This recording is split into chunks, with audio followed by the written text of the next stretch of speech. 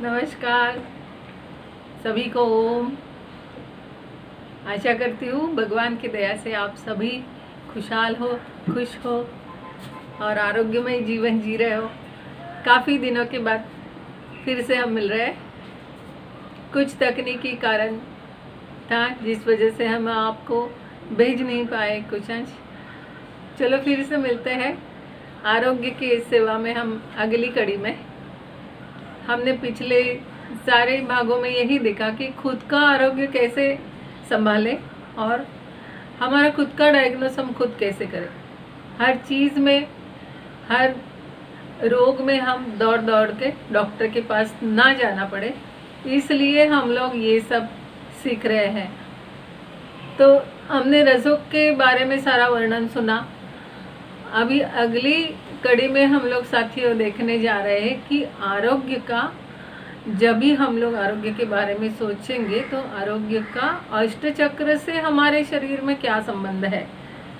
अष्टचक्र आपने सुना होगा, देखे भी होंगे, कई सारे गूगल पे रहते हैं, यूट्यूब पे रहते हैं, लेकिन खुद को, अपने खुद की चक्रों से पहचान होनी चाहिए और उसकी जब तक आप सुनना, देखना और खुद महसूस करना, इसमें बहुत बड़ा अंतर होता है।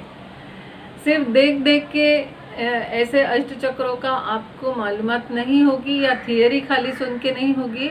आपको इसका अनुकरण करना होगा। इसको आपको बार बार इसकी प्रैक्टिस करेंगे तो रोज़ आप जब भी इसको कुछ समय दे पाओगे तो ज़रूर ये भी एक चिकित्सा की पद्धति है कि जब भी कोई आपको रोग सताएगा तो समझ लीजिए कि जैसे हमने कुछ और भी आगे हम देखने वाले हैं कि चिकित्सा की क्या क्या पद्धतियाँ होती है, किस तरह से हम लोग जाने कि कौन सा रोग कहाँ पे है, क्यों आया है, इसके कारण क्या है, इसके लक्षण क्या है, इसके उपाय क्या कर सकते हैं हम लोग।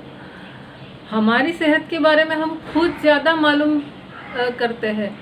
हमें मालूम होना चाहिए कि हमारे अंदर कौन से पार्ट को क्या तकलीफ हो रही है, क्यों हो रही है, कब से हो रही है और इसका निवारण भी क्या करने के बाद होगा। ये खुद ही आप आपके डॉक्टर हो।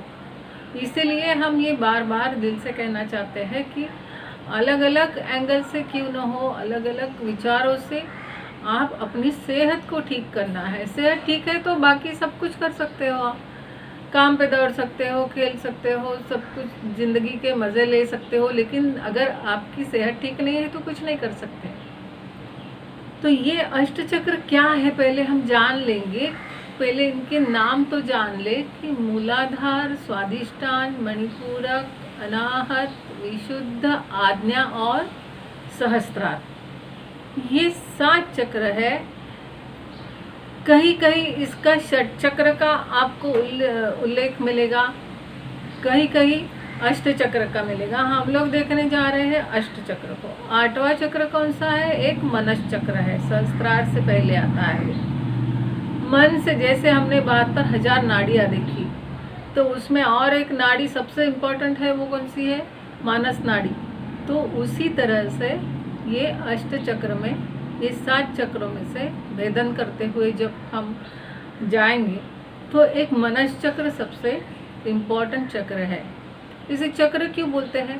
क्योंकि ये चक्राकार गति से ये जो ऊर्जा है, इस ऊर्जा की स्थिति को, ऊर्जा की जो प्रवाह है, इसका नाम चक्र दिया है।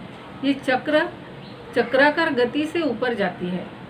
जैसे हम लोग हवा में जब भी बादल आते हैं, जब भी आसमान में, तो उससे पहले धूल उड़ती है तो एक चक्राकार गति से ऊपर जाती है। उसी तरह से ये कुछ एक नागन की तरह इसको उपमा दी गई है कि जैसे नागन की तरह ये बैठी हुई रहती है ये शक्ति।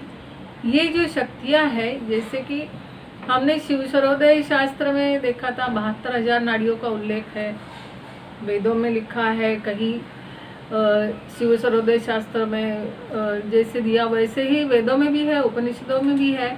कहीं 72,000 है, कहीं 72 करोड़ भी है। तो आप बोलेंगे कि ये 72,000 से लाखों करोड़ों कैसे हो गए? तो इनकी उपनाड़ियाँ हैं, इनकी सूक्ष्म नाड़ियाँ हैं। तो ये जो सूक्ष्म नाड़ियाँ जो नहीं दिखती है, इनके समूह के ऊर्जा का प्रवाह जहाँ स्थित होता है उस स्थान को हम चक्र कहेंगे। समझ में आई बात? तो ये आप अगर खुद भी आप कुछ वेद पढ़िए, अथर्ववेद पढ़िए, या उपनिषदों में प्रश्नोपनिषद है, छांदोग्य उपनिषद है, कठोपनिषद है, सभी में आपको इसका रेफरेंस मिलेगा। नाड़ियों का भी मिलता है और चक्रों का भी मिलता है। ये बहुत सुंदर और अभ्यास करने की चीज़ है। अभी इसका आरोग्य से कैसे संबंध होता है, तो ये जो मूल नाड़ियाँ है, इनकी उपनाड़ियाँ है, सूक्ष्म नाड़ियाँ, इतना हम लोग डीप में सीखते रहेंगे तो ज़िंदगी चली जाएगी। लेकिन आपको मैं कुछ इसका परिचय तो आज दे ही दूंगी। इसमें सबसे इम्पोर्टेंट 3 नाड़ियाँ हैं, इड़ा, पिंगला और सुषुम्ना, जो ये चक्रों में भी सबसे इम्पोर्टेंट काम करती है। ये नाड़ियाँ, इड़ा यानी लेफ्ट है, पिंगला यानी राइट साइड की नाड़ी है, और सुषुम्ना यानी मध्य नाड़ी है। इड़ा यानी चंद्र नाड़ी है, पिंगला यानी सूर्य नाड़ी है, और मध्य नाड़ी जो है समशीतोष्ण या सम कहते हैं इसको, समस्थिति में रहती है। तो ये जो रहती है, ये ठंडी, गर्मी, शीतलता है या समशीतोष्णता है, ये कहाँ से, इसका ट्रैक कहाँ से है? सबसे इम्पोर्टेंट नासिका द्वार से है। नासिका के जो हमारे छिद्र है, नासारंध्र है, इसमें जो प्राणवायु का संचरण होता है, ये प्राणवायु का संचरण जब पूरा मूल तक जाता है और फिर से ऊर्ध्व गति में सहस्त्रार तक जाएगा। मूलाधार से सहस्त्रार, मूलाधार एक इसका छोर है और सहस्त्रार उसका दूसरा छोर है। नीचे से ऊपर की ओर ऊर्ध्व गति में ये एंड उसका सहस्त्रार में रहता है। अभी इसके प्राण का यानी मन शक्ति का ये जो प्रवाह होता है, ये जब ही चक्रों के, अभी कितने चक्र हमने देखे हैं, अष्ट चक्र तो छोड़िए, इसमें और 114 चक्र भी कहे गए हैं, लेकिन इसमें 108 चक्र जो है, जो संचालन करते हैं हमारे शरीर का। एक संचालक रहता है, किसी भी जैसे संस्था का एक संचालक रहता है या किसी ऑर्गेनाइजेशन आप चलाते हैं तो उसका एक प्रमुख रहता है, वैसे ये 108 चक्र जो है, जो हमारे शरीर को कंटिन्यूस संचालित रखते हैं। इसीलिए 108 का महत्व भी है। हम जब माला का जप भी करते हैं तो 108 बार करते हैं। ये पृथ्वी जो परिक्रमा भी करती है, इसमें भी ये 108 का बहुत महत्व आता है। तो अभी इनका जो है कि हम लोग रोगों का परिचय इनसे कैसे किया जाएगा, तो इनके रंग के ऊपर से भी किया जाता है। यानी कि हमारी जो रंग की चाहत होती है, जो रंग देखने से हमें खुशियाँ मिलती है, जो रंग देखने से हमें बहुत उदासी आती है या गुस्सा आता है, क्रोध आता है, इससे भी हम लोग रोगों का परिचय कर सकते हैं कि हमारे कौन से चक्र अभी कार्यरत है, कौन से चक्र बिगड़ गए हैं, कौन से चक्रों को अच्छा करना है, ये सब हम देख सकते हैं। साथियों, हम एक एक करके हर चक्र का आपको विस्तार से बताएंगे, जैसे कि आप खुद का कम से कम परीक्षण कर सको। अभी ये जैसे है कि सप्तरंग रहते हैं ना, आकाश में आप इंद्रधनुष्य देखते हो, तो उसमें ताना, पीही, नी, पाजा कहते हैं कि लाल है, नारंगी है, हरा है, पीला है, सफ़ेद है। ये सारे कलर हम देखेंगे कि चक्रों से कैसे निगडित है और इससे क्या रोग आते हैं, जाते हैं। उसके बाद जो रहता है कि ये सबसे इम्पोर्टेंट है कि हम लोग जब ध्यान करते हैं या योगी लोग, महायोगी लोग जब कुंडलिनी जागृत करके अपना जो आध्यात्मिक उन्नति रहती है, उसमें ये ज़्यादा काम बहुत अच्छा करते हैं। और इसी से समझ में आता है कि आपके चक्र कौन से जागृत है, कौन से सुप्तावस्था में है। इससे हम लोग समझ में आएगा कि कैवल्य प्राप्ति में या आध्यात्मिक प्राप्ति में ये इंसान कितना प्रगति कर सकता है।